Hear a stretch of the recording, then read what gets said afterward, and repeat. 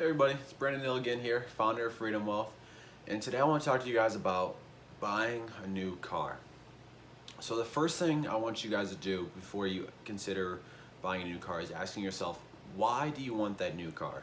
Is it because your current car is breaking down frequently and costing you more money than it's worth in repairs? Um, or is it because you just got a new job and you want to impress other people by getting a new fancy car? That is the first thing that you need to really ask yourself. And if your answer is the latter, then don't worry about the rest of this article or the rest of this video, because you don't need to buy a new car anyways, so just forget about it.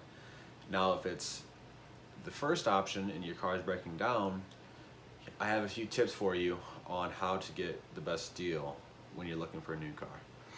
And the first one is, don't buy a new car. And what I mean by that is buy used. When you drive off the lot, you lose like 20% of your value you just paid, just because it's no longer deemed a new car.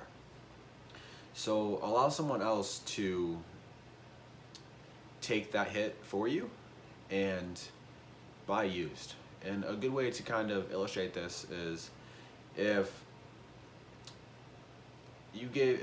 I told you, give me $100 and in 5 minutes I'll give you 80 back, would you do it? I hope you all said no. So don't think of that as the car. From the time you buy it, 5 minutes later, you drive it off the lot, you just lost your 20% or $20. So don't do it. So the second tip is negotiate. When you go to a car dealership or a car lot, the price is never the price. So don't look at the sticker, and go in there and tell them what you're able to pay and what you're willing to pay, and stick to that. So if they're not willing to meet you there, be willing to walk out, because oftentimes they will come down to the price you want to pay. So I want to talk to you guys about loan length, and really it's a two-part process, because it's not only the loan length, but it's also the interest rate of that loan. And there's a school of thought that you should only buy a car if you can pay cash for it. But the reason we look at the loan length and the interest rate on that loan is because it can be very advantageous to use a loan instead of saving up cash.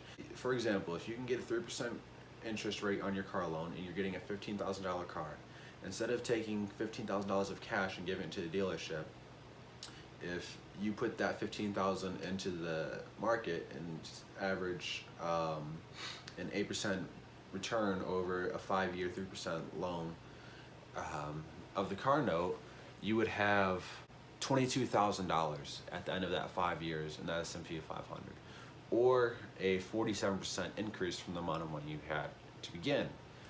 And the car note in itself, you would pay an extra 8%, or $16,172 in total. So the difference there is still like $5,000, $6,000. So it can be very beneficial to get a long-term loan if you can get a low interest rate. Obviously that isn't the same if your interest rate is significantly higher. But even if you do have a high interest rate, and because you're young and you don't have much credit history, it can be beneficial to get the shortest term loan, which is 24 months, and pay it off in that time frame, because while you'll pay some interest, it's so short of a time, it won't be that much. What it does is it helps you build a credit score, and that will allow you to get lower interest rates on future cars or a house or things of that nature. So those are the 3 tips I have for you on buying a new car.